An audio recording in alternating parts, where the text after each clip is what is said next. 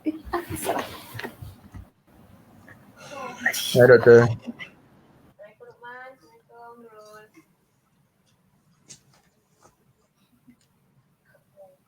Nurul kenapa tu?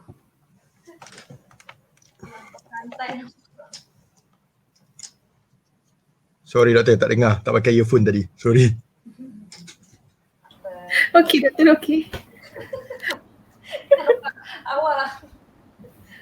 Yes, sebab dia auto approve, dia terus on kan kamera. Bahaya. Apa tak apa. Tak ada apa-apa yang Man tu takut. Okey je. Oops. Okey.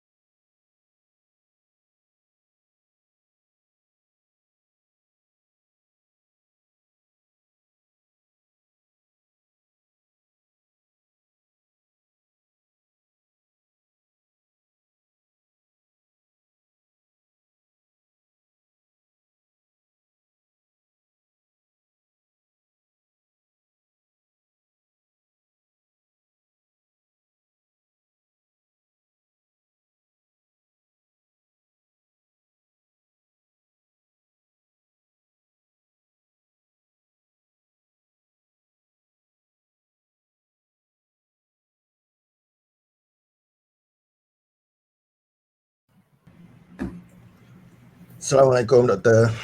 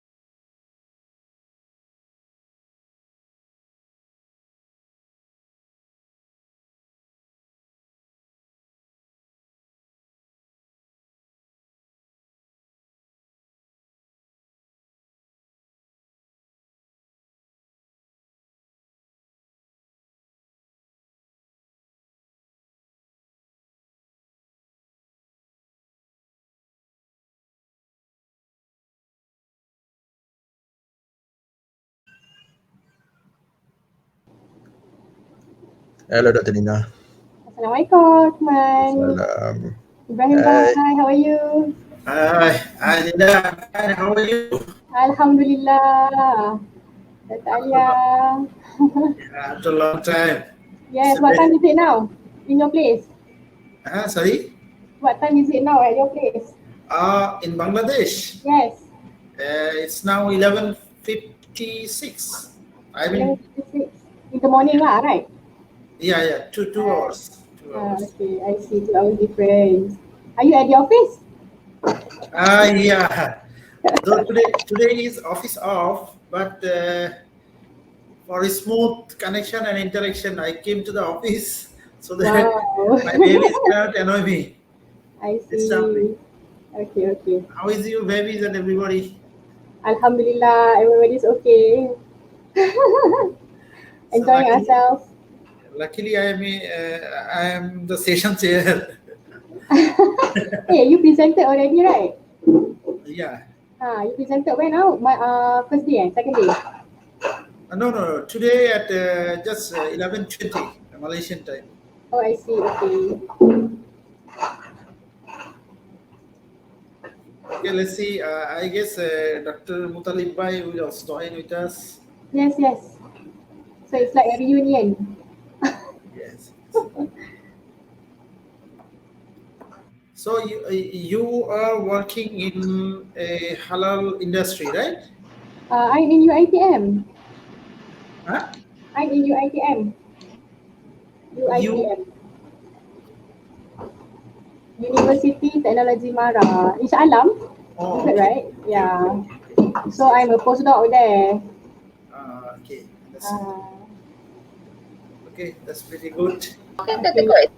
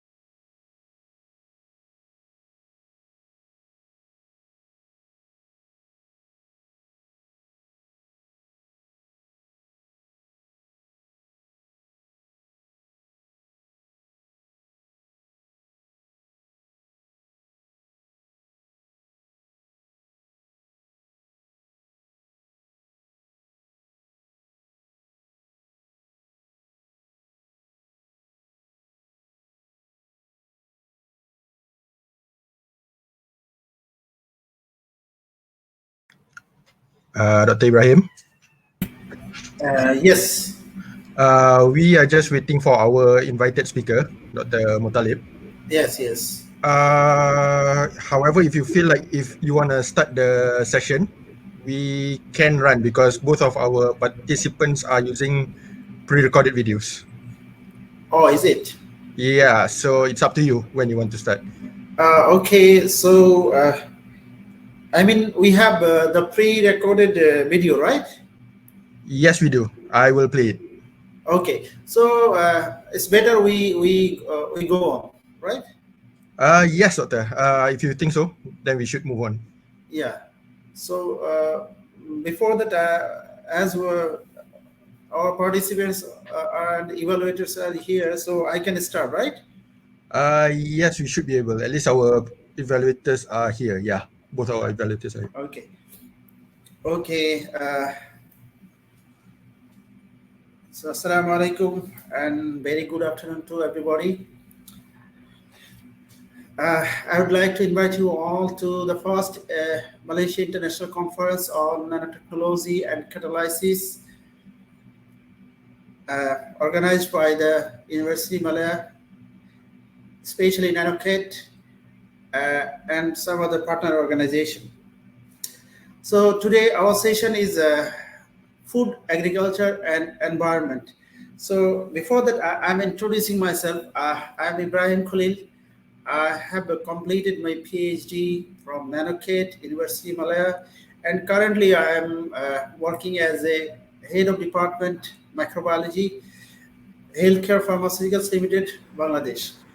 So it's my pleasure to attend here as a session chair, and I really acknowledge the conference committee and organizer to give me the chance to work here, to work with you. So now I invite you all to the session Food, Agriculture and Environment. So today we have four participants, two a speaker and two a keynote speaker. So there is an announcement before starting our session. So there will be a best session presenter that will receive the certificate for best presenter, and I will announce it after end of the session. And there will be a presenter award that offer prize money RM 50, 100 to RM 1K trophy and a award certificate that will be announced during the closing ceremony. And before that, for your kind information, for the presenters, it will be given only 15 minutes, and for presentation and Q&A session, 5 minutes. For the invited speaker, it will be 25 minutes, and the Q&A session, 5 minutes. So before we start, I would like to, I would appreciate if everybody can turn on the video cameras for a photo session, please.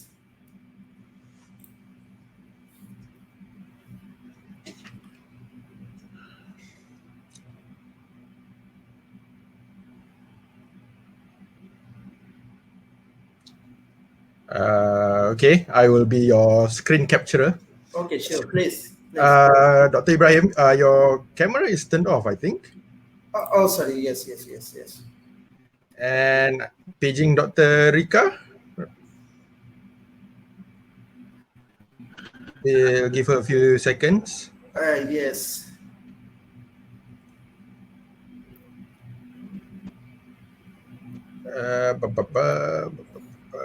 Dr. Ibrahim, you are actually missing from the screen. Oh, is it? Yeah, I'm only seeing gray color now. I see. I don't know why. The usual resolution to that would be to refresh. Okay, but, I refresh. But if you want to save time, we can proceed first and we can capture the photo at the end of the session. That's okay as well. But he's gone. Okay, never mind.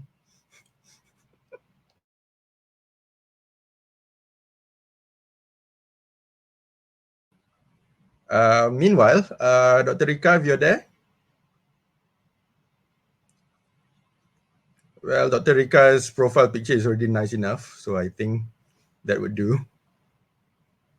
Okay, it's just our missing chair session.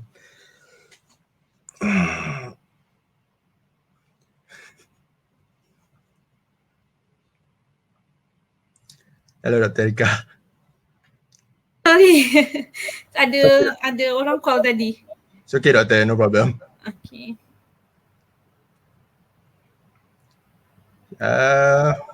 Let's give our chair few more secs because he is currently refreshing.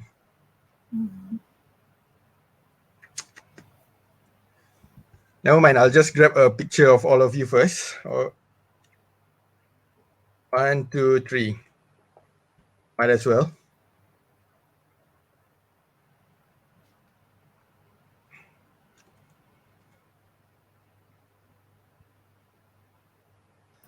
I think that Dr. Ibrahim got problem with his connection. I assume so because right before he went missing, his screen just went green.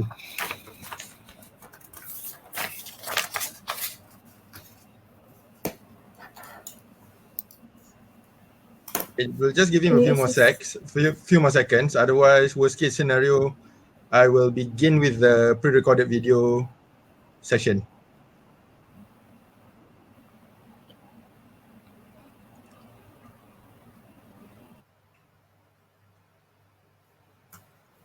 All right. As to not waste any time, since Dr. Ibrahim has already given his opening speech and everything, I think we shall proceed with the playing of the pre-recorded video from Miss Mizan. Is that okay with everyone? Okay. Yes, it's okay. All right. You can proceed. Okay, so I will proceed.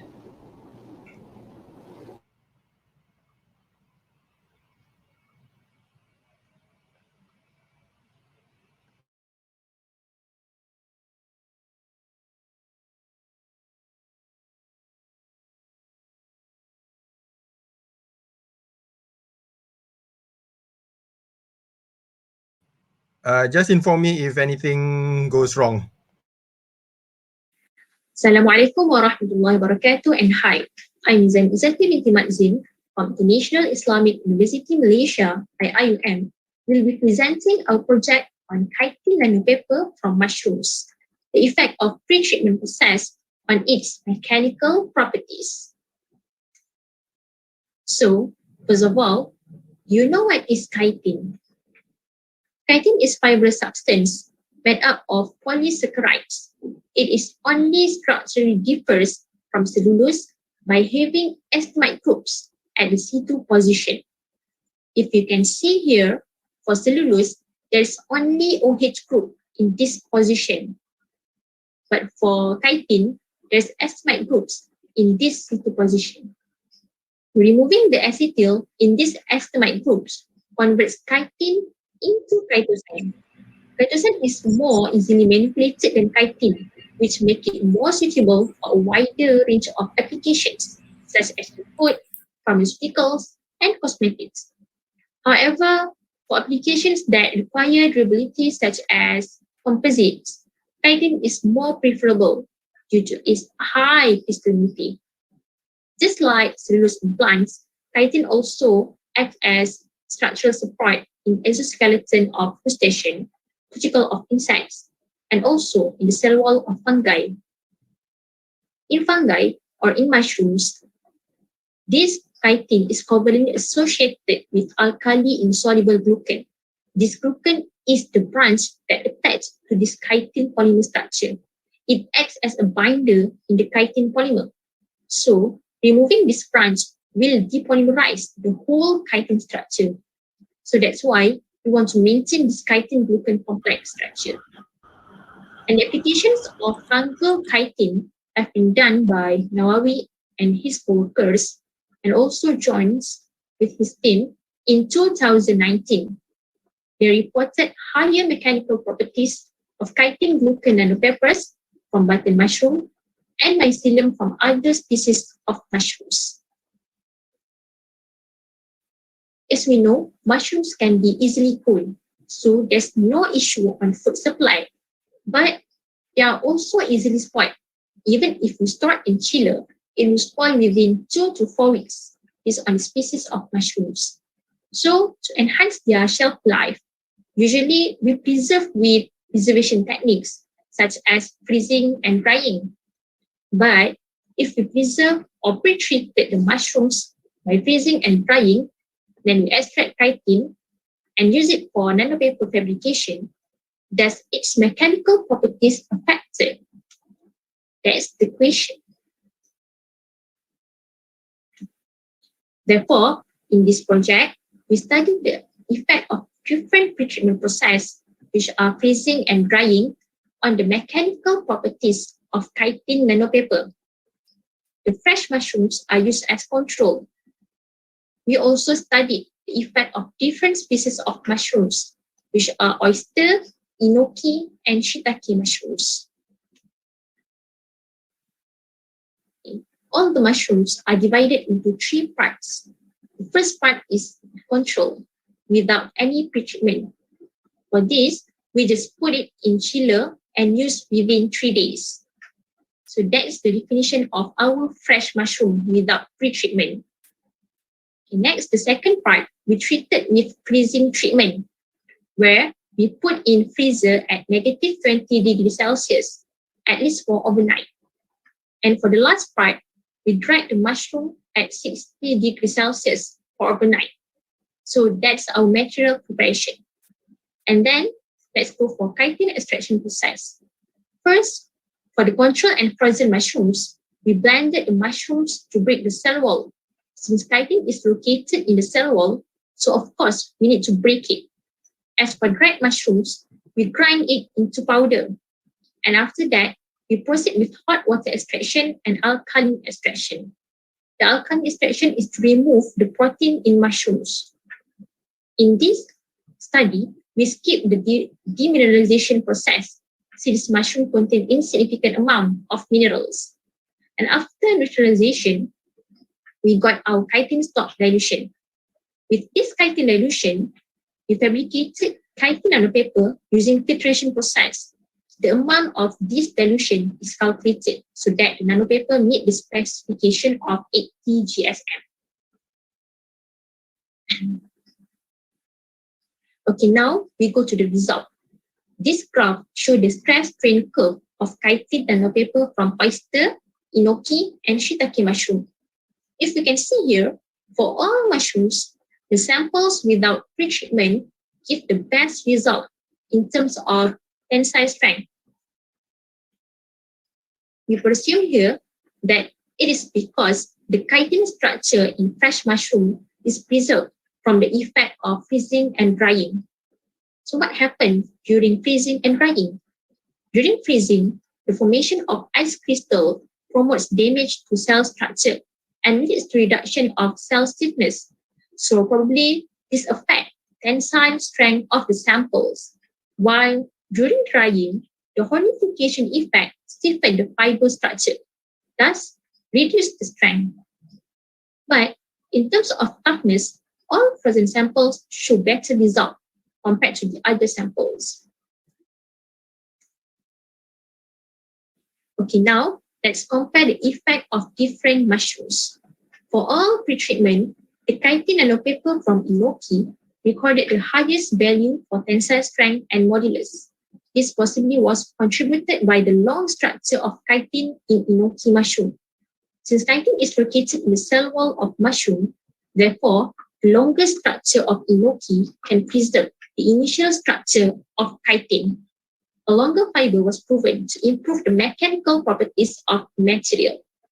However, in terms of toughness, the samples from oyster mushrooms for all treatments demonstrated the highest result. This result is probably because the chitin fiber in oyster mushrooms is relatively smaller compared to the other mushrooms, enoki and shiitake. Thus, it can form a denser fibrous network that can sustain higher external loading.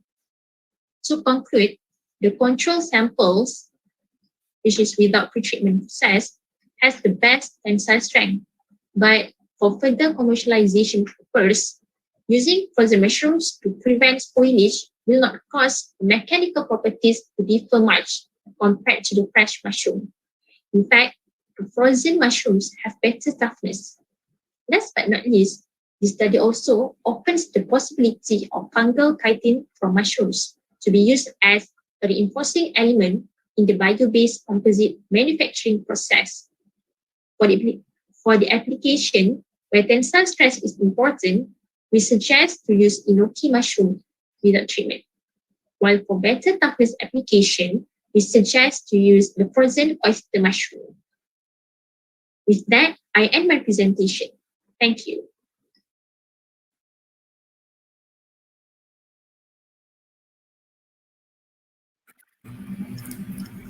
So, thank you, Miss MICNC binti Makcin, for your wonderful presentation on chitin nanopaper from mushroom and its impact of pre-treatment process on its mechanical properties.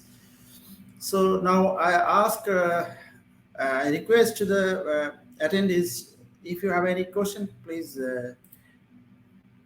you may ask here or you may write down here.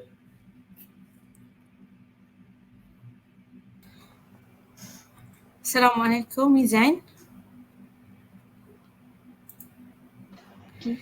Okay, Mizan, I would like to ask something. What is the difference if you just, you have the frozen and dried one, right?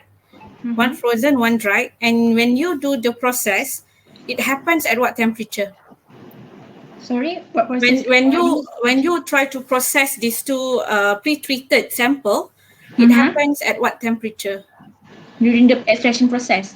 Extraction process. Thank you for the question. For the extraction process, during hot water extraction, the temperature is at 85 degrees Celsius. And So, for alkali, the frozen will not frozen anymore, right? At that hot temperature? yeah. How can you ensure that the effects of frozen is happening during the extraction process? I mean, because before we extract, we put it in frozen and dry. So we assume that the frozen and drying process it happened before, and because it is we actually want to test the initial our initial mushroom conditions actually. Either if we use frozen and dry or fresh, is it will affect the mechanical properties? So basically we test. Okay, so if that is the case, you see the difference. What will be the reason for that? Based on maybe your study, your understanding, what could be the reason? Why frozen give certain effect? Why dry give certain effect? Okay, so for our early study, we presume that for frozen, because during frozen process, the ice crystallization formation will occur. So this ice crystallization process will damage the cell structure of mushrooms. So we presume that because of that, the tensile strength is reduced. Okay, so for drying process, because when we dry the mushrooms, the hornification effect of fibers will reduce also the strength of the fiber. So that's why we assume that we can see the result is reducing. Thank you. Okay.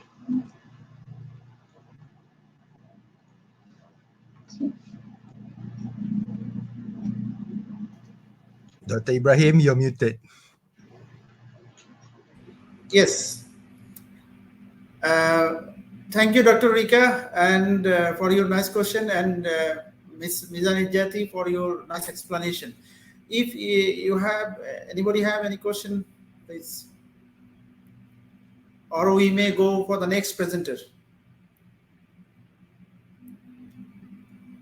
So far, okay. So far, it seems no question. So we go for the next presenter. So our next presenter is Dr. Florentinus Dikawakta Riswanto. He will present today FTIR spectroscopy combined with multivariate calibration techniques for determining content of 3 isoflavone acylocones in soybean milk. So I welcome Dr. Florentinus Dikawakta for your presentation, please. Okay, thank you very much. Can you hear my voice? Yes, doctor. Yes, yes. Okay.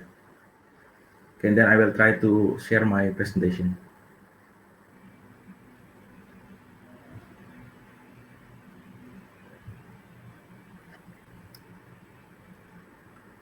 Okay, is it can be clearly seen? Yes, doctor. Yes, Clear. yes. Okay, thank you for the confirmation. Okay, good afternoon, ladies and gentlemen. First of all, let me introduce myself. My name is Florentinos Dika Oktariswanto from Universitas Sanata Dharma, Yogyakarta in Indonesia. This time I would like to present my study entitled FTIR spectroscopy combined with multivariate calibration technique for determining content of 3 isolavon apticons in soybean milk. This research was a part of my PhD study in Universitas Gadjah Mada, Indonesia, with the support of Institute for Halal Industry and System in Universitas Gadjah Mada, Indonesia.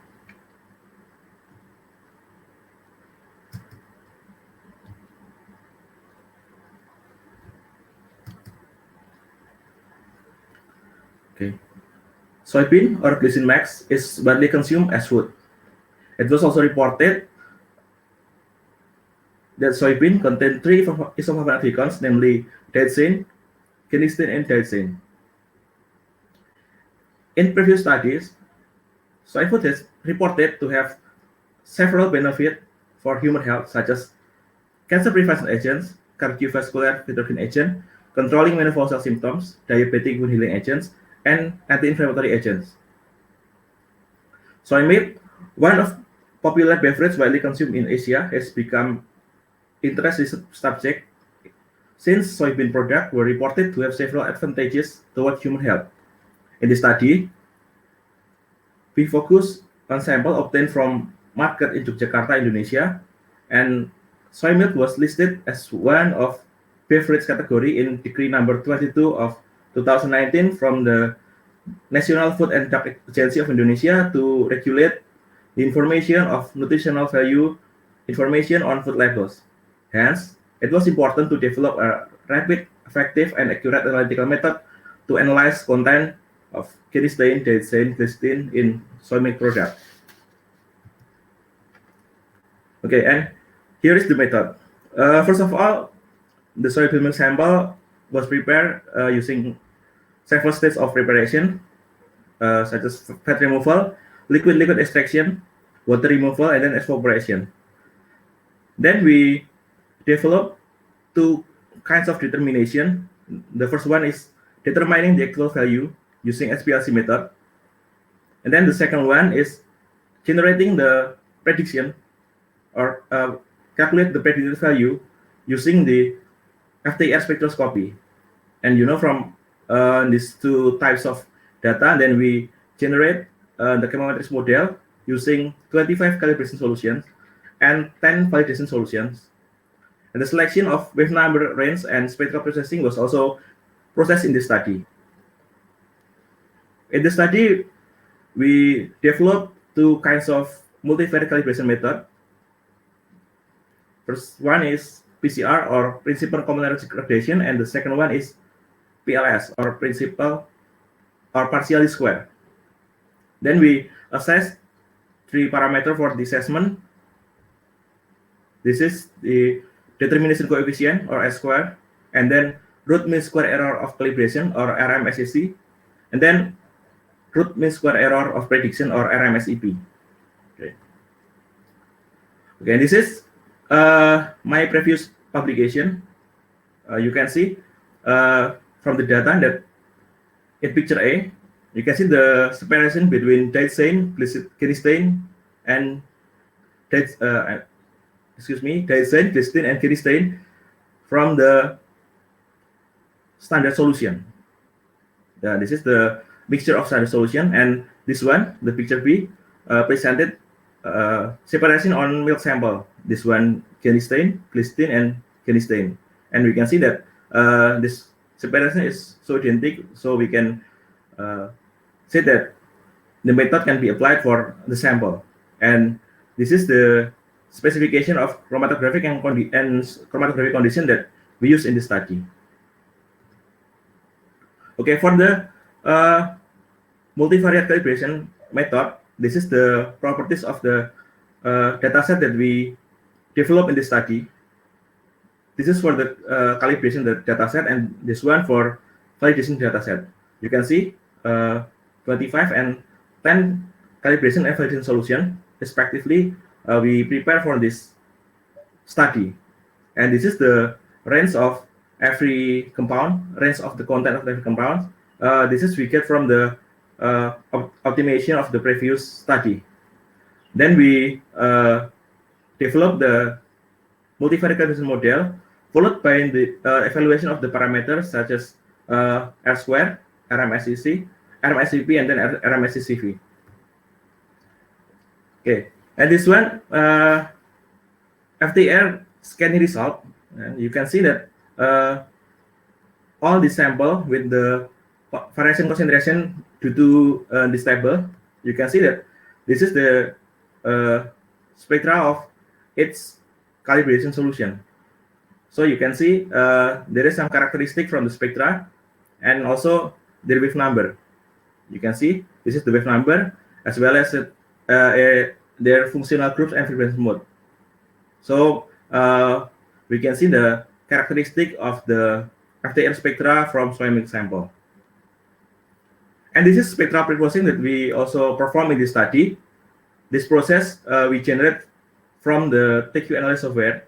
So we have several types of spectra. The first one is normal or original spectra, and this one first derivative spectra. This one second derivative, and also we are also using spectra filter. This is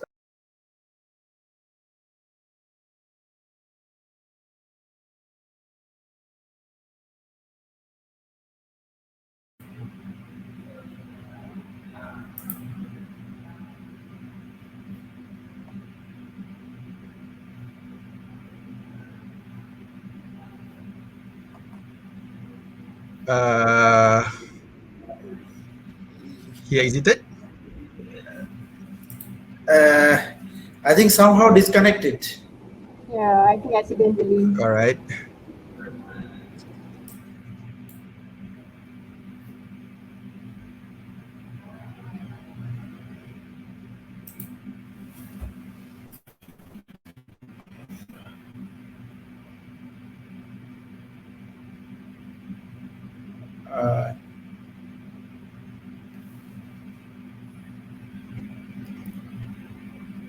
Mr. Lukman, can anybody contact him, please?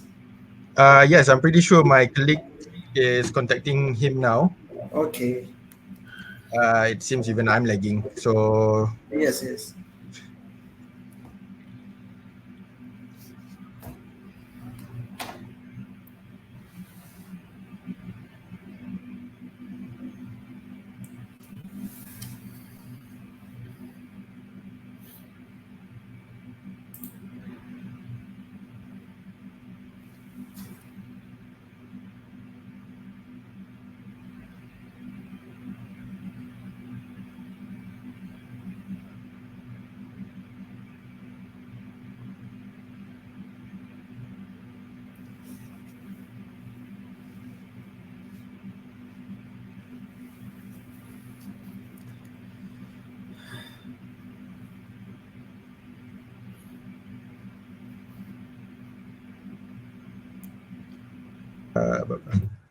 let's give him one more minute Yes.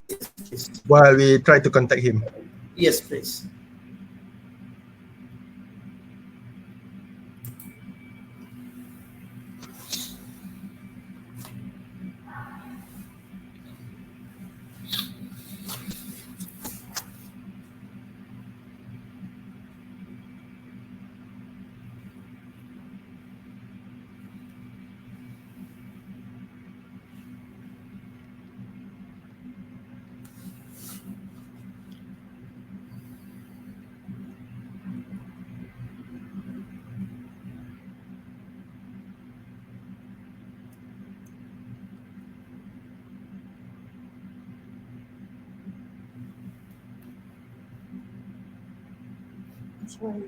We have him.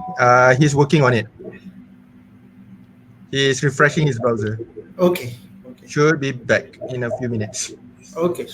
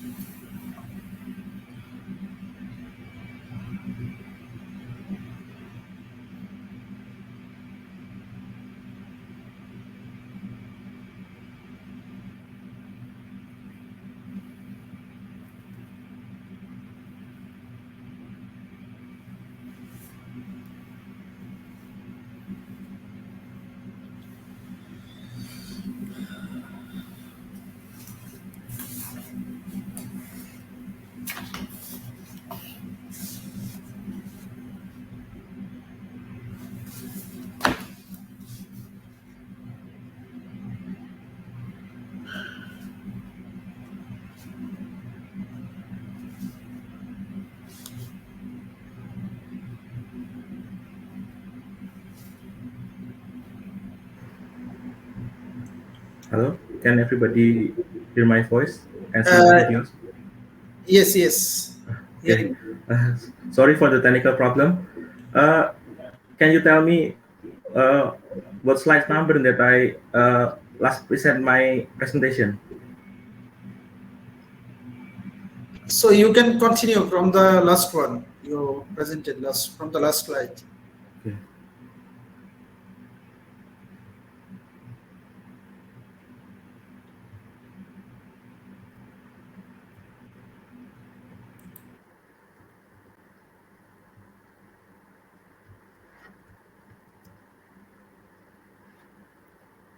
Okay, can you see my slide? Yes, I guess from the previous slides. This one? Yes, that one. Next one, please. This is the next one? Yeah, yeah. So Okay. you were, that's just previous slide. Okay, okay, this one. Okay. Please proceed. Okay. Thank you very much for the opportunity for me to represent my presentation. Okay. In this study, I performed the spectral preprocessing using the TQ Analyze software. Okay, and this is the result. We obtained several types of spectra: normal spectra, first derivative, second derivative, Sierpinski Goulet filter, and also Norris derivative. And from these different types of spectra, we proceed the analytical technique using PCR and PLS. And the red mark font here, this is the base model. We can see that this one resulted the highest R-square value and also the lowest RMSA put for calibration and also prediction. This is for genistein, this one for glycine, okay, and this one for glycine. Okay, you can see different wave number range, different types of spectra, and also this is the result for calibration and validation analysis for the computational statistical analysis. Okay, and this is the curves that we obtained from the model. This one is a multivariate calibration curve. This one is a prediction curve, and the bottom is different plot. And this is the model summary, the base result for the model so far that we developed. This one for glycine, and this one for glycine. Okay. The conclusion of my study was FTM spectroscopy combined with multivariate calibration technique were successfully applied for determining content of genistein, glycine, and glycine in soil milk sample. Multivariate model of PLS resulted the best prediction model for analyzing genistein, daisine, and glycine in soybean milk sample. In the future, we suggest to perform analytical study with the employment of FTIR spectroscopy and chemometrics to analyze other soybean products from different sources or location. Okay, I think that's all. Thank you very much for your attention, and I'm sorry for the inconvenience because of my technical problem. Okay, thank you. So, okay, Dr. Florentinas Dika, we understand it may happen. So, thank you for your very much technical presentation on FTIR spectroscopy combined with multivariate calibration technique. Definitely, you have emphasized here the calibration technique, how influence the determining the 3 isoflavone in soybean milk. So, if anybody has any question, please raise or by live mode or in the QA chat box, please.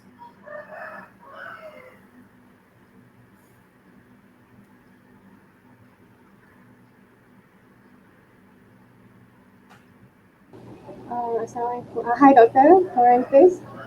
Sorry. Yeah. I may have missed, maybe the first part of the presentation. I just want to know, why do you have to detect the, why do you have to detect the free isoflavone aglycones in the soybean milk? Are these allergens? Okay. Excuse me, can you repeat your question more clear, please? Okay. So I want to know, why do you have to detect the free isoflavones in soybean milk? Okay. The way that I detect my sample, in this case, where daisine, genistein, and glycine is using the first one using SPLC method that we separate these kinds of three isoflavone. The SPLC using the UV vis detector, UV and visible detector, and after the separation is proceed, then we perform the analytical validation. So the result from the SPLC method is validated. Then the validated result from the SPLC method we further develop for the generating prediction for the FTIR. So the actual result from the SPLC method we compare to the prediction result from the FTIR. So the data fusion from these two kinds of analytical technique we can use for the routine analytical technique for the similar matrix of the sample. In this case is soybean milk. Okay, I hope this can be answer your question. Thank you. Can I ask your one question? Okay, yes, please. You have the predictive model using the multivariate calibration curve, right? So did you validate your model? Okay. After you obtain that, how you validate, and what is the percentage of the error between the validation, the model validated data and the experimental one? Okay. Thank you much for the question, doctor. I validate the data. So first one, I try to calibrate the data using the 25 calibration solution.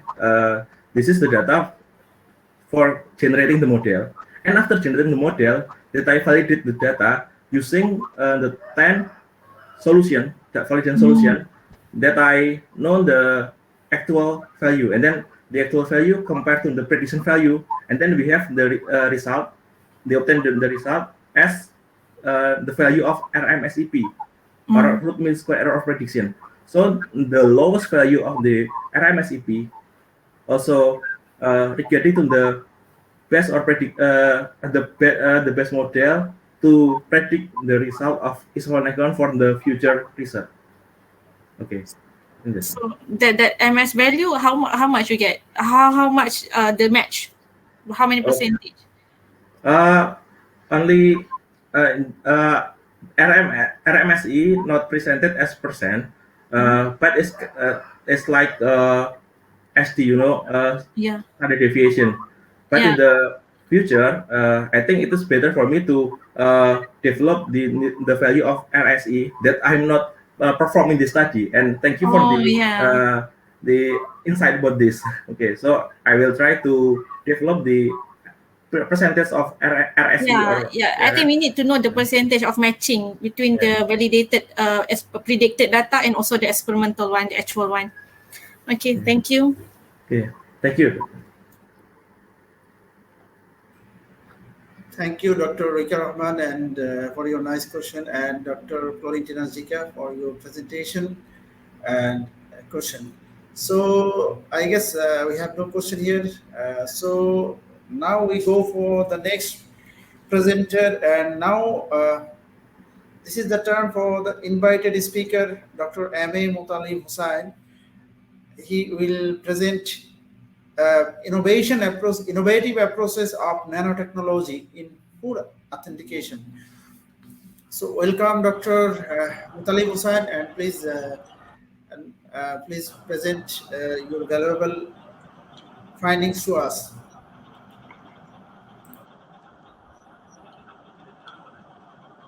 Bismillahirrahmanirrahim. Assalamu alaikum and very good afternoon. Many thanks. Session chair Dr. Muhammad Ibrahim Khalil. I also would like to thanks to all the presenters, invited speakers, and participants. Before get started, let me share my screen.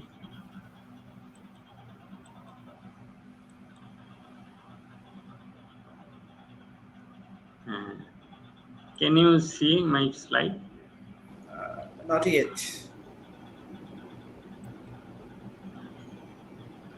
Can you see my slide, please? Yes. This is visible, yeah?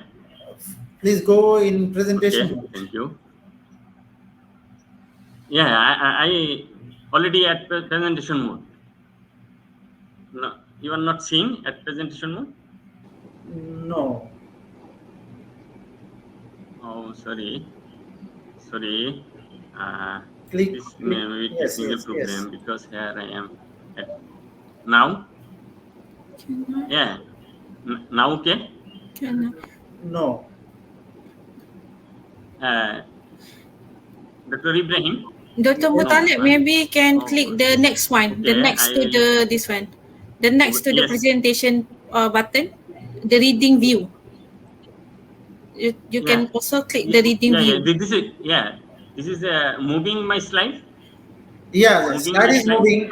Slide is moving, but it's not in presentation. Yeah, I'm clicking at the presentation. Now at my screen, showing at the presentation mode. No. But, try to click the next button. The next one, the next to the presentation mode. Okay. Oh, and the next one, the reading view. Next one now. No. Also cannot. Before that, reading one. I guess. Reading view. No. The next. This one is the maybe this one is the slide reading view. This one. Just try this one. Yeah. This one can. Okay. Now can you see? Yeah. Can. Okay. Oh, now okay. Yeah. Yes. Okay. Sorry. Thank you. Bismillahirrahmanirrahim. I am M.A. Mutalim Hussain from Nanotechnology and Catalysis Research Center, University of Malaya. My research mainly focus on the authentication of food products, including halal foods, using molecular-based or DNA-based techniques, such as PCR, polymerase chain reaction, and DNA biosensor. Today, I am going to present on innovative approaches of nanotechnology in food authentication. Outline of my presentation, I'll start with introduction and we'll go through compatibility of nanoparticles in food authentication and application of nanoparticles in PCR techniques as well as DNA biosensor, and finally conclusion. Why need food authentication? We know that among the other fundamental needs, food is very important and essential for all living beings because food plays an important role in the promotion of health as well as prevention of diseases. However, all groups of pupils do not consume all types of foods. Therefore, each group of people have their own choice to consume the foods based on the religious belief, lifestyle, etc. In addition, some foods also carry the zoonotic diseases. Considering this fact, the authentication of food is very important. Now I'm moving to why need the detection of animal species in food products. There are mainly two food sources. One is plants and another is animals.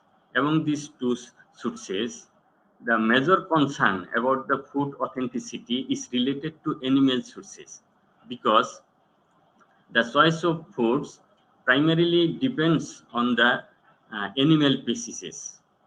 For example, religious belief, pork is totally forbidden for Muslim and Jewish. On the other hand, beef is totally restricted for Hindus. Similarly, vegetarians do not allow any animal materials in their food. According to USDA, United States Department of Agriculture, approximately 75% infectious diseases of human comes from animal origin. And some foods also have the sensitivity to specific people. After consuming this food, allergic reaction is begin. Consequently, the detection of animal species in food products is also crucial. Furthermore, adulteration of food products are rampant all over the world. Here I am going to share some food scandal scenario.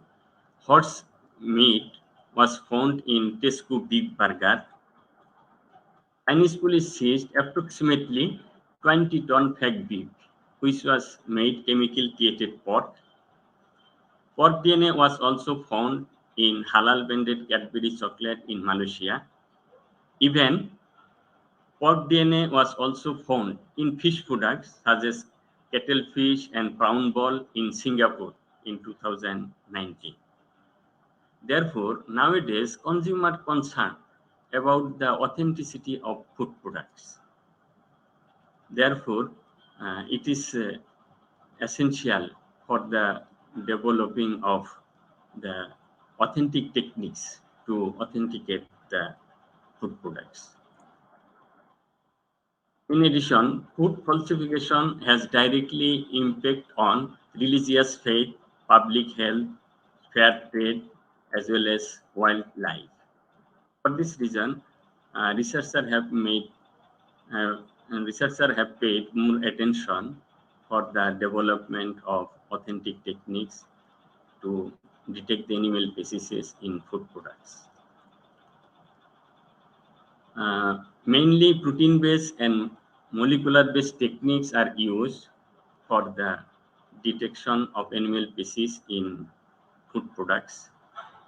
Among these techniques, protein-based techniques is not suitable, particularly processed food, because protein is highly unstable and denatured easily. On the other hand, molecular-based techniques use DNA molecule as a biomarker, which is highly stable, specific, and sensitive. For this reason, molecular-based techniques are popular and widely used in the detection of animal species in food products. Among the molecular-based techniques, PCR and DNA-based techniques are commonly used due to their high specificity, sensitivity, and reliability. Now, I am going to present the role of nanoparticles in PCR and DNA biosensor. Recently, researchers have paid more attention to nanomaterials for using in food authentication techniques due to their exceptional characteristics such as size and shape, greater penetrability and reactivity, high surface area to volume ratio, crystal texture, surface roughness, as well as quantum properties. Moreover, the surface of the nanoparticles can be modified by binding small organic ligands and biomolecules. For example, the surface of the nanomaterials can be modified with antibodies, DNA, peptides, or different types of biomarkers. And properties of nanoparticles can vary due to their surrounding chemical environments. Due to these advantages of the nanomaterials, it can be used in the food authentication techniques or in the biological science. And it is now very useful in biological science. Application of nanomaterials in PCR techniques. DNA polymerase is an enzyme which plays the very important role in PCR assay. That gold nanoparticles enhance the activity of DNA polymerase by preventing non-specific amplification, and in presence of gold nanoparticles, DNA polymerase realize as a hot start like effects in PCR assay. Where me et al. Shown the gel image of the two different PCR experiment, one with gold nanoparticles and another without gold nanoparticles, and have shown in control experiment where no gold particles were used, there was the smear band for all different incubation times. This is due to the non-specific amplification of PCR products. In case of the PCR with gold nanoparticles, there were no any smear bands. Therefore, the gold nanoparticle prevent the non-specific amplification. And they also did another experiment as to check the hot start like effect of the DNA polymerase. They start their experiment or thermal cycle at different intervals from 0 minute to 60 minutes, and in case of control, the target band is only found up to 30 minutes, and there was no band at the 45 minutes and after 60 minutes. When they use the gold nanoparticles, the target bands was found in all cases from 0 minute to 60 minutes. It indicates that the gold nanoparticles plays a role to convert the DNA polymerase as a hot-like effects. They also experiment in another using the another biomarker 408 BP from beta globulin. They also found the similar result. Therefore, gold nanoparticles inactivate the polymerase activity at low temperature and recovers the activity at higher temperature.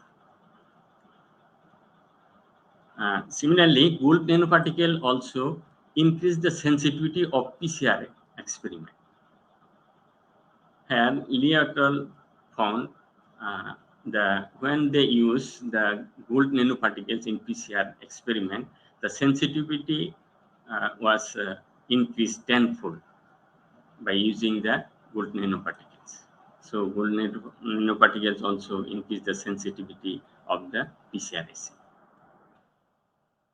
Here I am going to share another effect of nanomaterials in PCR techniques,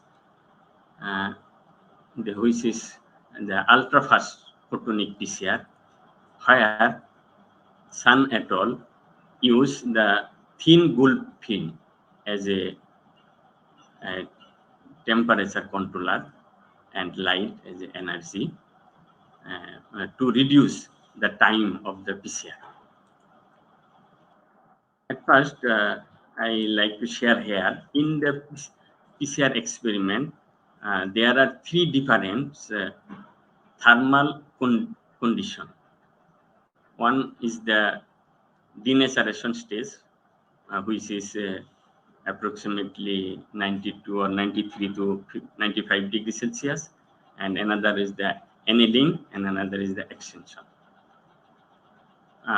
Where is clearly shown at the denaturation stage at the 95 degrees Celsius, the double-stranded DNA denature into single-stranded DNA, and when temperature down again 50 to 60 degrees Celsius, the primer binds, and again when increase the temperature approximately 68 to 70 degrees Celsius, the new stain are synthesized here.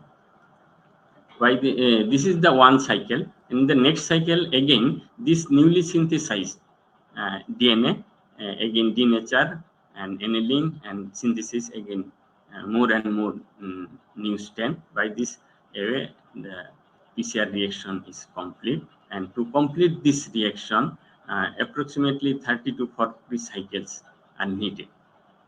And in conventional PCR techniques, it needs approximately 1.5 hour to 2 hours time based on the optimization stage, wherein Sun et al. Use the LED light as a energy source,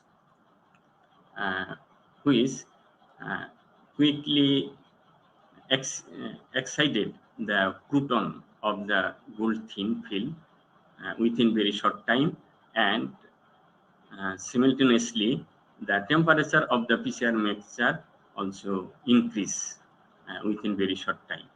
And when light is off, the electron of the thin gold film move to the ground stage very quickly or within very short time, and the temperature of the PCR mixture also decrease within very short time. By this way, they found that to complete the 30 to 40 cycles, it needs only 5 minutes compared to 1.5 hours.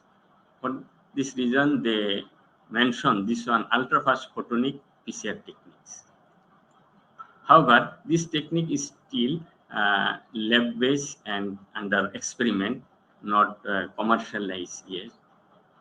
If this technique commercialized, it will bring a revolution in PCR techniques. Another type of application of gold nanomaterials in PCR is we know that the PCR products are visualized by gel electrophoresis. To complete the gel electrophoresis, it needs approximately 1 hour to 1.5 hour times.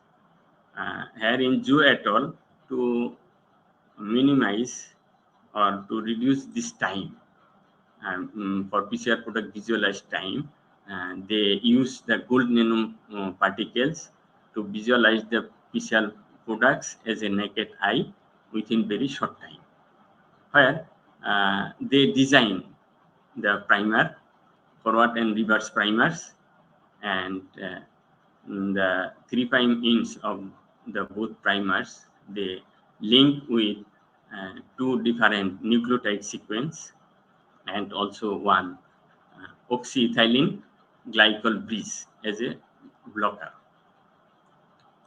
And they also immobilize the nucleotide sequence, which is the outside of the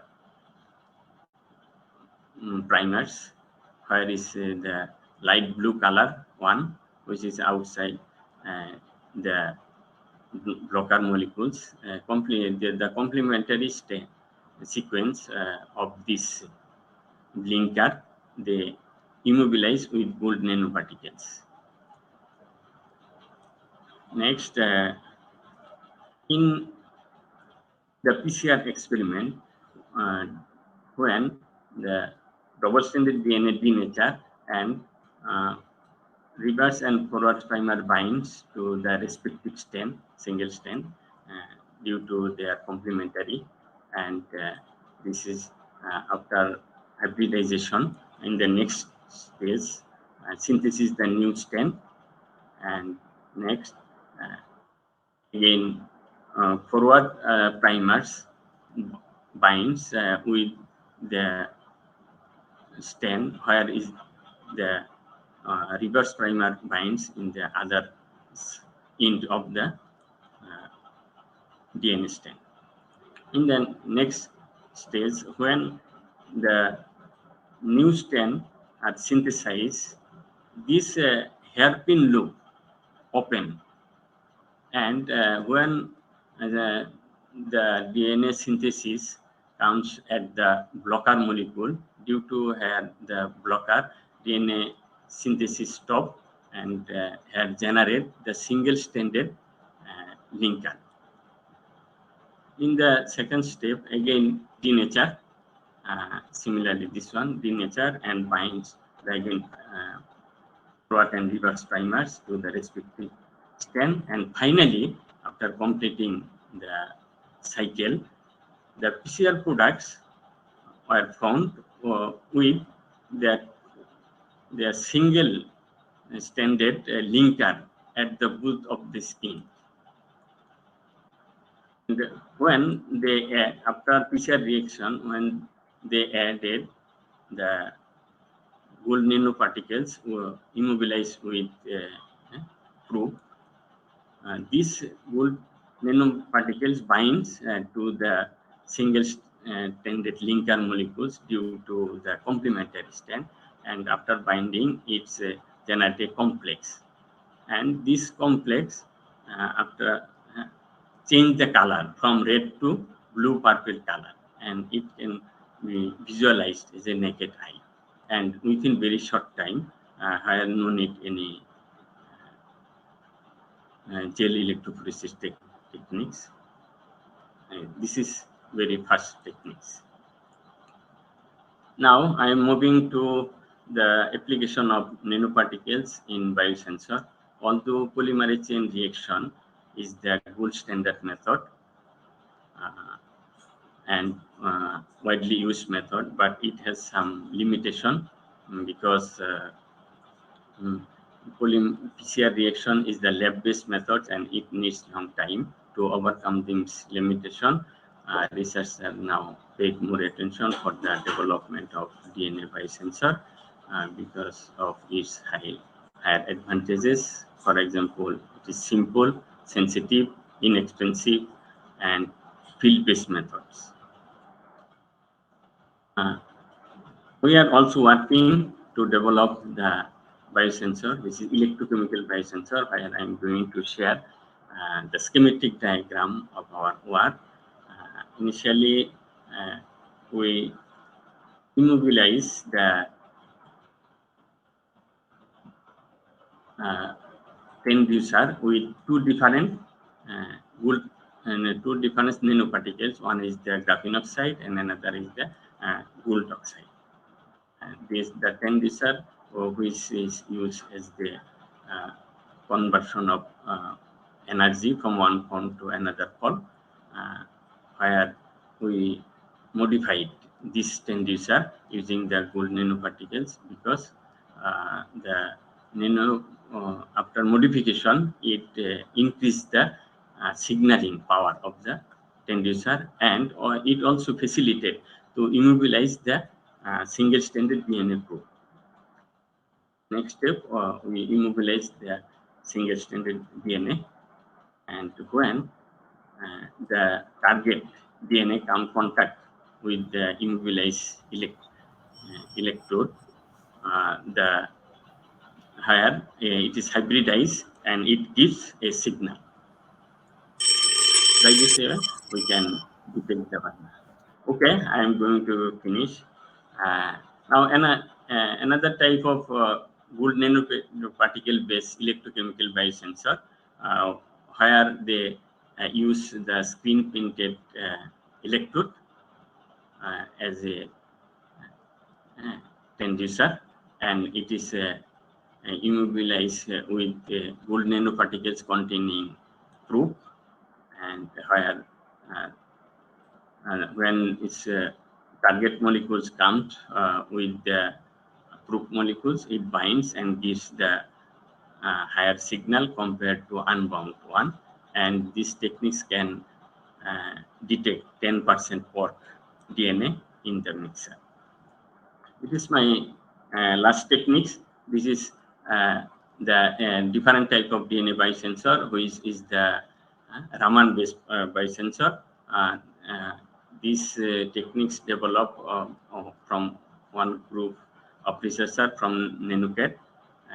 Specifically, the session chair, today's session chair, Dr. Muhammad Khalil, he worked at his PhD work, where they use gold graphene oxide nanoparticle as a composite, and they capture the proof.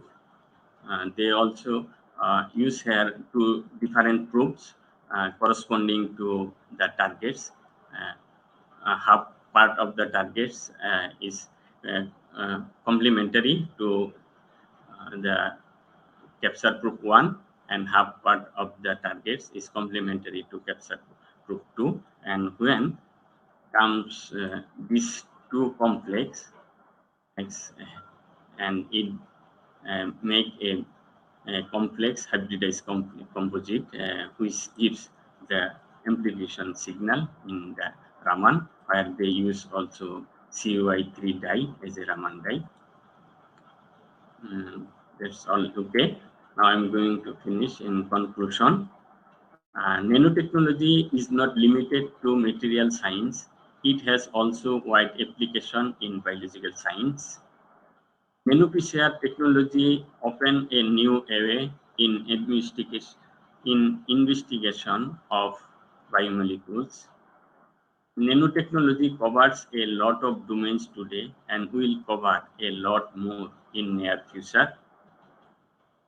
There is a possibility that nanotechnology will be the one science of the future that no other science can live without. Thank you for your kind attention. Thank you, Dr. M.A. Mutali Hussain, for your informative and nice presentation on. You have covered a lot of sensing approaches currently for the food authentication. From the PCR technology to how to get the nano PCR, how to get the PCR application with the gold nanoparticles. Then you have come up with the electrochemical DNA biosensor, and finally you have discussed about the DNA biosensor based on SARS, surface enhanced Raman scattering. So it's a nice and informative presentation. So now the session for the question and answer session. So anybody please ask a question.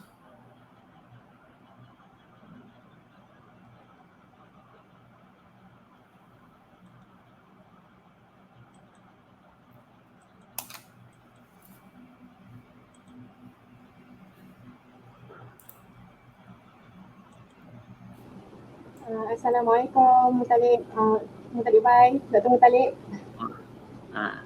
Waalaikumsalam warahmatullahi wabarakatuh. I have just, I don't have a question, it's just I just need some comments. Okay, do you think these nanotechnology input authentication can be standard methods to be for authentication? Yes, because yeah, I already shown that nano particles is compatible with biological science. So, and also have the very good effects in PCR and also in biosensor. And without nanoparticles, we cannot imagine the biosensor techniques. So I think nanotechnology is the good platform for the food authentication also. And in near future, we'll widely use the nanoparticles or nanotechnology in food authentication. More researchers are now involved in the use of nanoparticles in food authentication techniques. Okay, thank you. Dr. Nina? Yeah, thank you so much. Okay, thank you. Thank you. Thank you, Dr. Nina and Dr. Muttalib Hussain, for your nice question and answer. Anybody, please? Any question, please?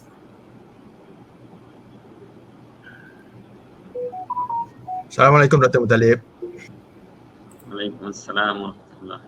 Just wondering, how ready is this for application at a large scale, like say mass production? Yeah, where we are now developing the technique for the authentication techniques. Yeah, it is not the commercial products. It is a product as a techniques. So we already patented 2 techniques from our NanoCat, and 1 technique already going on UMCIC for their UMDT programs.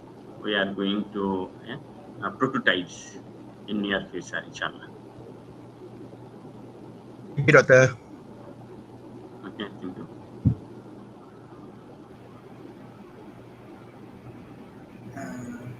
Thank you, Dr. M.A. Muttalib Hussain, for your nice presentation. I guess Okay, thank you all for your there is kind no question right attention. now. Yeah. So we go for the next presentation.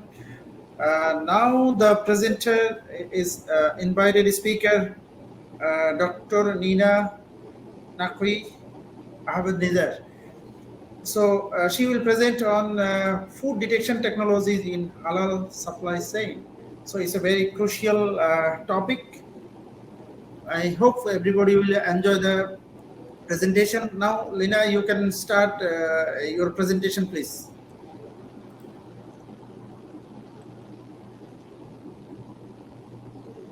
All right, testing. Everybody can hear me? Yes, Doctor. All right, so Assalamualaikum warahmatullahi wabarakatuh. Very good afternoon to everyone who is presented here. My name is Nina Nakia binti Ahmad Nizar. I am a postdoc in UiTM in Trans, Malaysia Institute of Transport. I just want to explain a bit, okay, why a person from Malaysia Institute of Transport is here. What am I doing here again? Okay, so under Malaysia Institute of Transport, there is transportation and also halal supply chain. So just recently, MICNC have established a halal lab. We have a few equipments over there specifically for halal testing. So I will explain today a bit on food detection technologies in halal supply chain. Don't worry, my presentation is a very laid back one, no very hard science. It's very laid back because it's already 3 class, so I know we don't really accept heavy things at this hour. Okay, as for the outline, we will see the importance of food detection in halal supply chain. Then we can have a look at the overview of common possible non-halal materials used in food products and their roles. Next, the application of detection technologies to identify non-halal materials in food. Okay, as for now, we have 1.8 billion Muslims worldwide. That is around 25% of the world's population. Why how is it related to halal? Okay, when you say Muslim, then we must eat halal, right? So there is a growing demand for halal market, especially for food. Now we have for halal pharmaceuticals, for halal travels, even modest fashion. So everything is trying to be integrated into halal. Okay, so specifically in halal food, we have a lot of things under there. You have food manufacturing, you have warehousing, you have distribution, transportation, and along the way you also have food detection for traceability. Okay.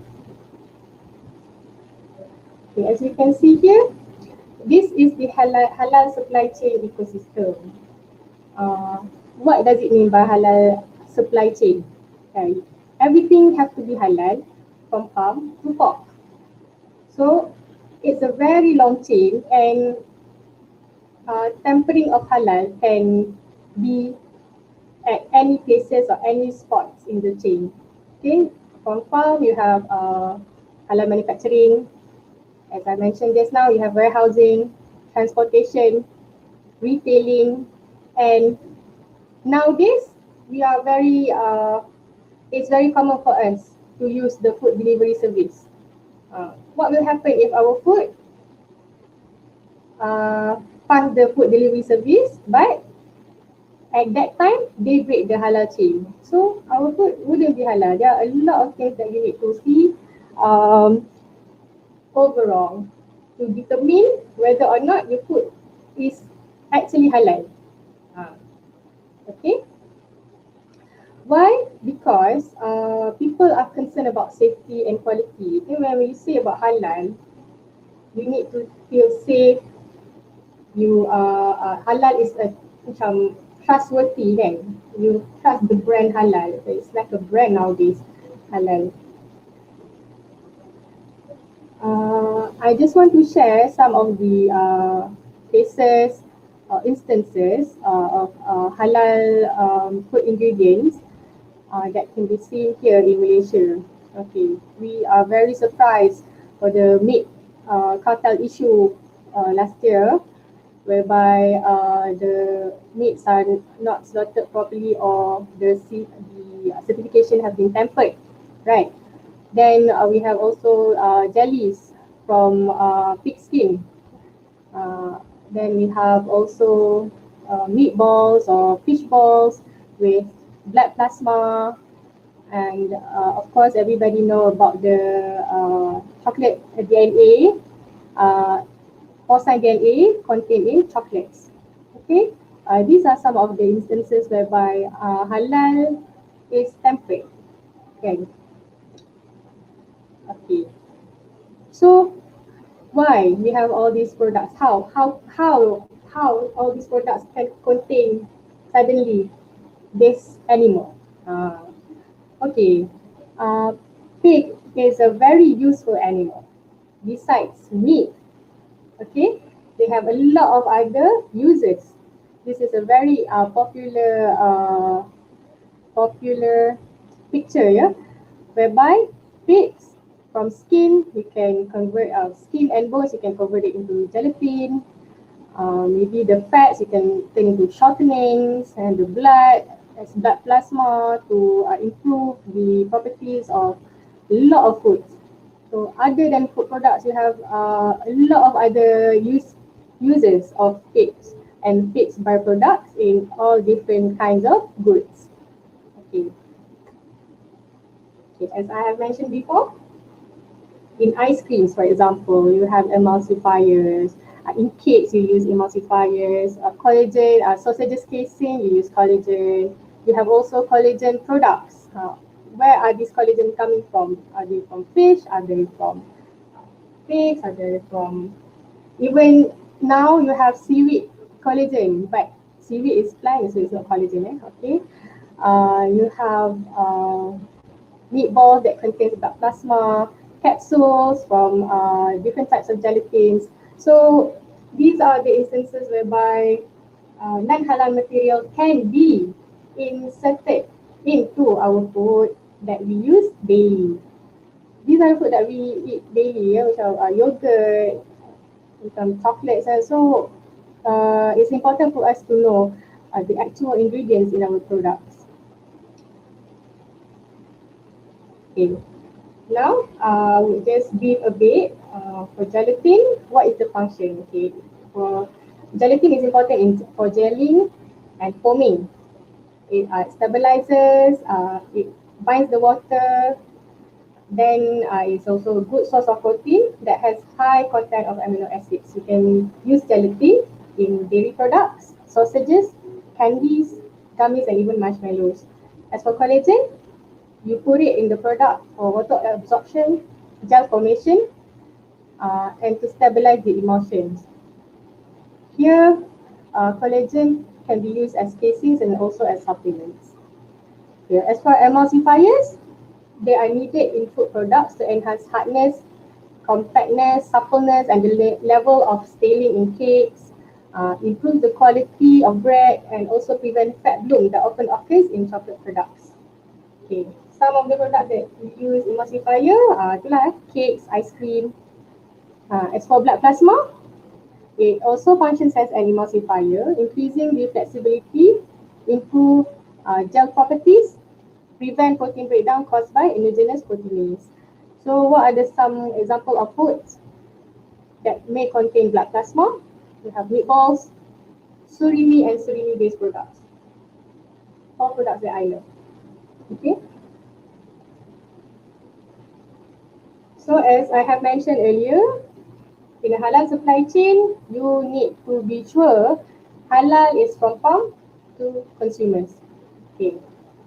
How do you monitor? So you have all the certification. You have JAKIM in place to monitor the system of halal in Malaysia. In the world, you have a lot of other certification bodies that can monitor our food products. So besides regulators, we also have lab tests for our food products. So just recently, they have made it compulsory for any product that contains gelatin needs to be tested to ensure the gelatin that contains in the product is not from non-halal sources. I have to also mention the system of halal in Malaysia right now is a halal built-in system, meaning you monitor from raw products, raw materials till the end products.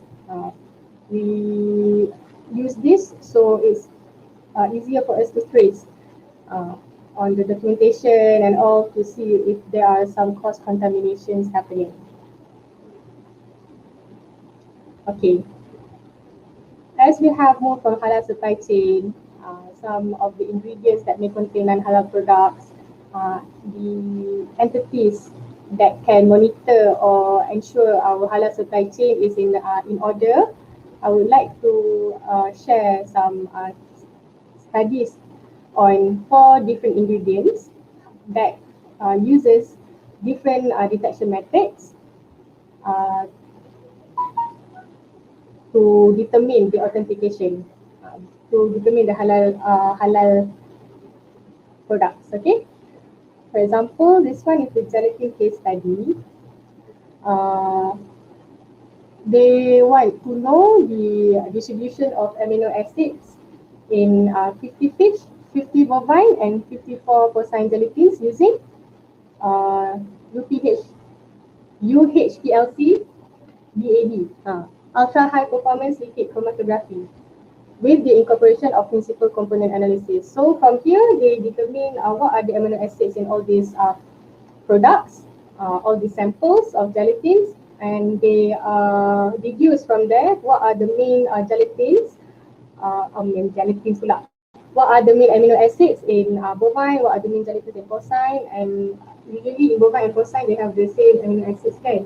So they need to incorporate principal component analysis, and from there they will determine what are the amino acids for bovine, what are the amino acids for porcine. So next, using the multiplex polymerase chain reaction, this is a DNA method. In the study, in 38 confectionery products, they have 38 confectionery products, so 10 marshmallows. 2 out of 10 marshmallows are percent positive, but it was labeled as to contain halal and bovine gelatins. So this is also a case whereby halal being tempered, right? You say food labeling is also important lah. Okay, you need to see if you label it, please label it correctly. Next, the usage of detection method by ELISA. This researcher, Dr. Azira, she determined the porcine gelatin in edible bird's nest. Porcine gelatin is used to increase the net weight prior to sale in edible bird nest. So edible bird nest can be eaten, it is halal, but then if you have incorporated some adulteration such as gelatin, porcine gelatin, it becomes non-halal lah. Okay, so they use the ELISA method. Then another researcher used the PCR also and southern hybridization biochip to determine the halalness of capsules. So out of 113 capsules, 42 gave positive results for porcine DNA. And this capsule were supplied by overseas manufacturer. None of them were certified in halal logo. So we can see the importance of halal logo from this experiment, whereby it's very important to see if products have halal logo, so you can have peace of mind. Okay, next we go to collagen case study. So I think all of the researchers use peptide mass spectrometry. They use Monitor. For example, this Collins, they compare and contrast the collagen peptide fingerprint of species in ancient archaeological collagen samples. So from there, they can determine which species is it coming from, these collagens. Okay, next, Buckley, in bone collagen from 32 different mammal species, a total of 92 peptide markers were identified and could be used for species identification. Okay. Next, the survey by Perez Sanchez, he identified 59 collagen supplement products sold commercially with no specification on collagen source or type. Hence included under one ingredient, collagen. Okay. This is the same case here in Malaysia. Sometimes collagen are not mentioned. The source of collagen is not mentioned in the ingredient. So you really need to be sure what are you consuming, okay? Okay, next. For emulsifier, food ingredient emulsifier. Okay, emulsifier is usually from monoacylglycerides or diacylglycerides, okay? So in this experiment, they have used GCMS and also carbon isotopes or EA IRMS to determine the delta 13 carbon values of NAG and DAG of light to see whether it is different or not from other fats. So they have to see also the fatty acid composition and do PCA or physical component analysis to discriminate these key fatty acids to differentiate the animal fats. Next, Nashra and friends has compared the MAG and DAG isolated from 6 commercial emulsifiers in Malaysia and with those of MAG and DAG derived from lab. So to them, direct comparison by differential scanning calorimetry is easier because it is totally different. So you can, so it's like a screening method lah. Screening method, you can see straight, okay, this is different, then maybe this is like. Okay, next, industry and friends discriminated partial acidosyroids of light from those of plant oils, and she has determined one biomarker to differentiate light from other plant oils using GC-TOF-MS. Okay. Now another case, another food ingredient, blood plasma. Shahini and friends have detected porcine blood plasma in chicken meatball. However, they didn't find any porcine DNA in meatballs, commercially fine meatball in Malaysia. Okay, they have used the mitochondrial DNA, cytochrome B, and nuclear DNA, short interspersed nuclear element timers. Okay, next, Rajanari and friends have used also ELISA to detect porcine plasma in fish surimi. Okay, later, they determined using LC-MS-MS to identify potential antigenic protein and suggested porcine serum albumin could be potentially be used as a marker for detection of porcine plasma in raw and cooked food. Okay, so these are all the examples of food ingredients and the detection methods that have been used for food authentication in halal supply chain. Although this list is not exhaustive, there are a lot of methods. If you see just now in the morning, Prof. Rahman have already explained a lot of authentication method on gelatin using FTIR, using HPLC, LCMS, and just now Dr. Mutalib have explained on the usage of nanoparticles for authentication. So I think there is a lot of potential for a lot of different methods to be implemented on a lot of food ingredients, and it's really depend on us or on the standard procedures whether or not they want to implement it.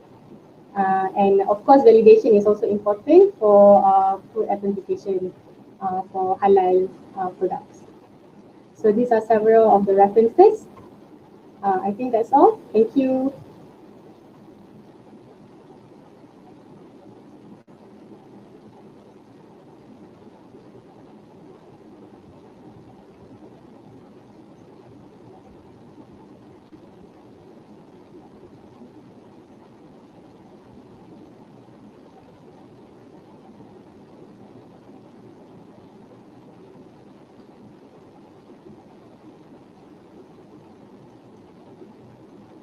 Dr. Ibrahim, maybe you're muted.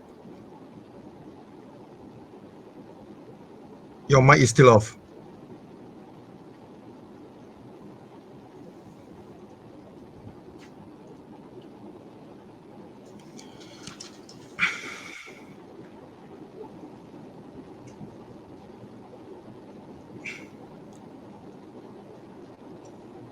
Dr. Ibrahim, your mic is off.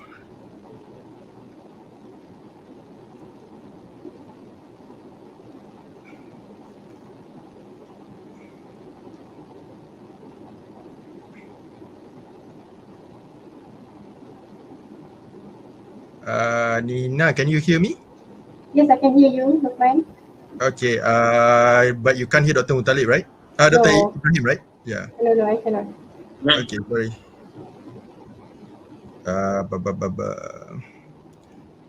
Okay. All right, let's just give him a minute. Okay. So, Dr. Ibrahim? Yes, now hear me? Yes, you can proceed, Doctor. Okay. Thank you. So thank you, Dr. Nina, and sorry for my temporary disconnection. So it's understandable that the food we consume is we don't need to. I mean we need to ensure the halal not only in the food as well as in the system. I mean the total system should be halal and authenticated. So you come up with a lot of case study, and you see how the foods and the systems are contaminated by the formidable food or portion of foods. Okay, so now I welcome to the participants for any kind of questions to the presenter, Nina, Dr. Nina. Assalamualaikum. Thank you, Dr. Nina, for the interesting topic. And I think it is quite, important, the topic about knowing halal in the food. But can I ask something related to vaccine? Because the topic is very, very, very hot topic. People, some anti-vaccine, some anti-vaxxers still claiming that the vaccine is not halal. So is your study also focus on the percentage of detecting the element of non-halal material in the food? For example, probably the study, we can come up with percentage that this is allowable so that people can understand. Because as people working in chemistry, we know that the structure might be altered, so it is normal there. But I'm not so sure how can we convince those people the chemical structure is not there anymore. Probably the DNA, that part, that thing. Could you enlighten us on that part? Oh, okay, Dr. Rika. Okay, I am no ustazah or I am no fatwa people, but I think as you have mentioned the levels, right? For the levels, for example, kalau if level of porcine tu you cannot have at all. The percentage, 0% tolerable. So you cannot have at all porcine in any products. So at least we can come out that the percentage is not that much. That is that possible for us to detect the percentage of the presence of that non-halal component in the vaccine, for example?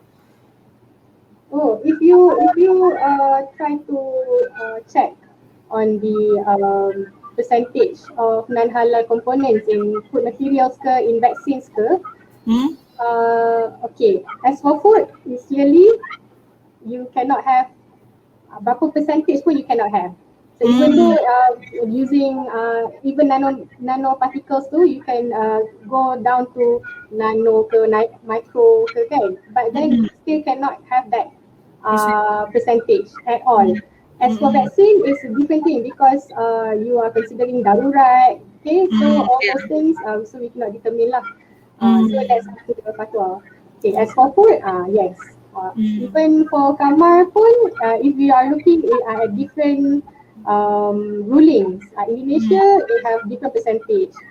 In Dubai or in the Gulf, they have different percentage. In Malaysia, they have different percentage. So you looking at these different certification, you can have different amounts for kamar lah. Okay. Okay, thank you. All right, no problem. Thank you, Dr. Rika Rahman, for your time-demanding question and as well as the answer from Dr. Nina. Any question, please? Yeah, please. Okay. Thank you, Dr. Nina, for sharing your fruitful presentation regarding the halal chain. But just I want to know about the halal chain. If we test the halal products for the species, if we don't found any non-halal material, for example, pork or not, we cannot say it's a halal because one main things of halal is slaughtering. It include also in halal chain. How can we control this one? Is it the slaughtering is okay or not? We can, if we test, we can detect the species animals. It's okay. But if we found the halal animal products and halal animal materials on the input products, we cannot say it's 100% it's halal because we have to follow the all chain up to from the slaughtering also have to in according to Sharia. So how can we control or management can control this one up to slaughtering to this one? How can you think? Understand? Okay. Yes, I understand. Thank you, Dr. Mutalib. All right, for slaughtering, okay, we do have some research on determining the halal slaughter or non-halal slaughter, but it's not used as standard operating procedure yet for certification purposes. Because we still don't have the validity test and that kind lah to make it a standard procedure. But as for certification, they have like certain rulings lah or guidelines that have been in place by some standards lah, by standards in Malaysia or overseas on the needs that slaughterer needs to abide to. So for now, we can only rely on the monitoring of that for slaughtering. There is no standard research or standard method used to determine whether or not the animal have been slaughtered properly according to Sharia. Maybe it's a very interesting area to be tapped into, to be researched into. I'm sure a lot of people in the veterinary or Faculty of Agriculture have already started on this research. It's just the matter of implementing it, I think. So that's my comment. Thank you, Mutalib. Thank you, Dr. Mutalib. Okay, thank you. Thank you, Dr. Nais. Okay, we are colleagues, yeah? So, okay. No problem. It's okay, thank you. Thank you. So I mean, this is a critical question. Everybody ask, whenever we ask, we are studying, we are doing research on halal. So generally this question comes first. How do you ensure the slaughtering is done, and how will you ensure that this is halal? So as Nina mentioned, a good monitoring system only can ensure that the slaughtering is done as per Sharia, and we can say is halal. Maybe in the coming future, some sort of device or some sort of research will come up with the issue. Let's see, and we wait until that point, and we proceed with our studies as well. So now we are at the end of the session almost. So before ending, so from today's presentation, we are going to announce the best session presenter. So I'm really honored to announce the best presenter for the session of on food, agriculture, and environment. It goes to Miss Mizan Ijjati Binti Matjin. So she is our today's best session presenter. And congratulations to her. So Ijjati, yeah, we see her. Congratulations, Miss Ijjati. So before ending the session, I would like to thank our evaluator, honorable evaluator, Dr. Noor Alia and Dr. Rika Rahman, and our moderator, Mr. Lukman Hasib, and Miss Nurul Azri, and thank you all our invited speakers and speakers. So before ending, I would like to request you all to fill up the feedback form here shared in the chat box. So, and I would like to invite all you to join the rest of the session of our conference. And so, and before that, I would like to request Mr. Lukman to have a screenshot again, because I was absent last time and Mr. Mutalib was also missing. So I would like to request all to open the camera, and I would like to have a screenshot, please. Okay, just a minute. Okay. Miss Nurul Azri. Dr. Nina. Okay, everyone. Miss Mizan, okay. In 3, 2, 1. Okay, got it. Okay, thank you. And for now, thank you all. Thank you for attending, and nice to see you again, and hope to see you again. Thank you. Thank you. Assalamualaikum. Thank you all. Everyone, bye. Bye. Thank you. Thank you, everyone. Well Thank done. you. Thank you, Dr. Nur Alia. You have done a tremendous job. Okay. Good job. Nanocat. Thank you. Thank you. Networking. Bye, Bye, everyone. Bye.